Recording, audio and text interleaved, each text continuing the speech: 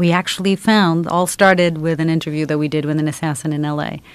Yeah. About 15 minutes from my house in L.A. And we have a contact in L.A. that whenever we're looking at the black markets, we contact him and ask him, hey, do you know anyone who's basically making meth or drugs or guns or whatnot?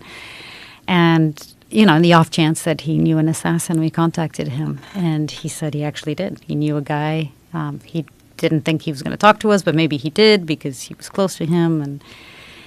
And eventually this guy agreed to talk to us. And we met him on the corner. And as we're driving there, so we're driving there with our local contact is taking us to meet this guy. And he told us, hey, be very careful. This guy is like, the way he said it is he's bipolar, kind of. Like he acts as if he's bipolar. One moment he's happy and the next he can just freak out and nobody knows why.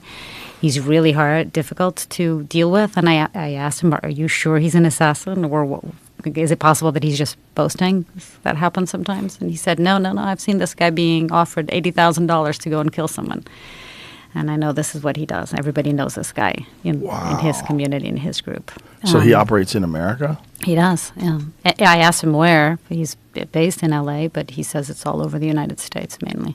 Wow. And as soon as I met him, he took out his gun and he said, you guys, if this is a thing set up, you guys are all, it's going to be really easy to kill you all right now. And it was me and 3 or 4 other people. And my fear, we told him it's not a setup.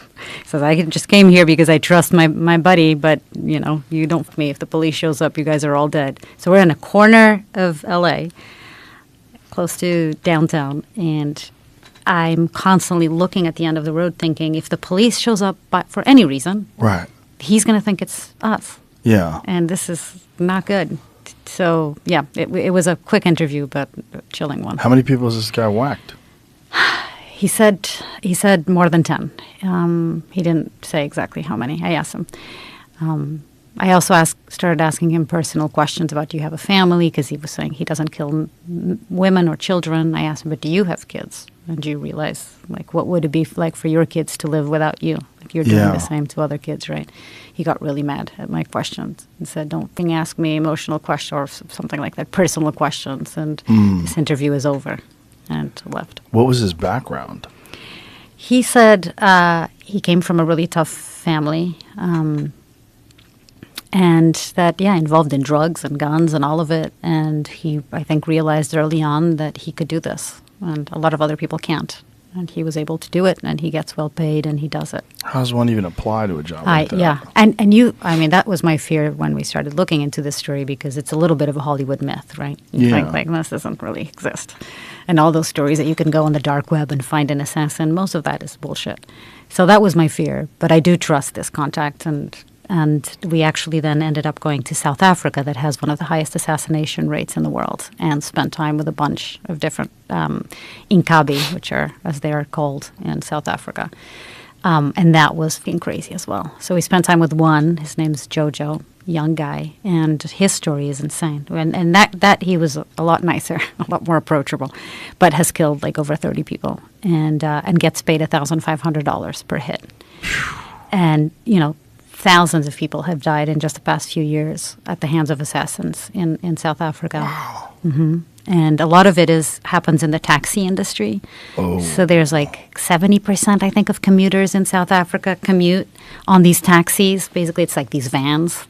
And they're worth a lot of money, and it's sort of a cash business.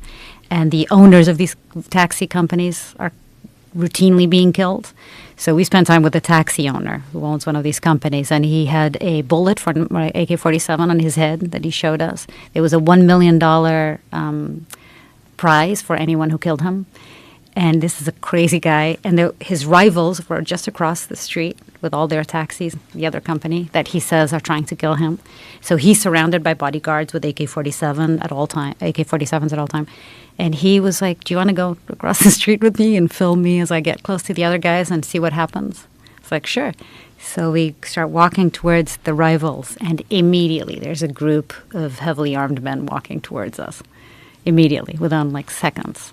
And this happens every day. People are killed every day. Jeez. So, and then back to the assassin. And they don't have a hard time talking to about this? I would think that there's no upside to them discussing this with you, but potentially they could get caught. Yeah. We go through a lot of, to make sure that we protect their identities. But I think Jojo, this assassin, is a good example of why they talk to us. So we spent an hour and a half, more or less 2 hours, talking to him. And he tells us the story of how he became an assassin. His parents were killed when he was young. He was about 9 years old or something. He felt like he was left with no protection. He started carrying a knife. And his parents were killed by an assassin, by the way, as well. And then eventually he got involved in the drug business, and then eventually people were paying him much more money to go out and kill. And he says, at the beginning I had to get drugged and drunk to be able to do it, but now I'm used to it. I'm cold-blooded, and I'm used to it. And we started talking about the cycle of violence, right? Because he also said he doesn't kill women and children. And I asked him, but do you realize that you are traumatized from the experience that you had, that your parents were killed, and now you're doing the same thing to other kids? It's like, I actually never thought of that. And then he started talking about, he really wants to quit, and he's been thinking, but he can't get a job and all of that. So I think people talk to us for a variety of reasons. I think there's a lot of boasting, a lot of people that want to just talk about what they do. Sometimes their families don't even know they do what they do. I think in places like Sinaloa, where I've spent a lot of time with the cartel, it's impunity. They don't see a downside because the authorities aren't really going to do anything, even if they know who they are. Wow. And how do you feel safe in a place like that? Actually, I sometimes feel in certain countries safer. In Sinaloa, for example, if you've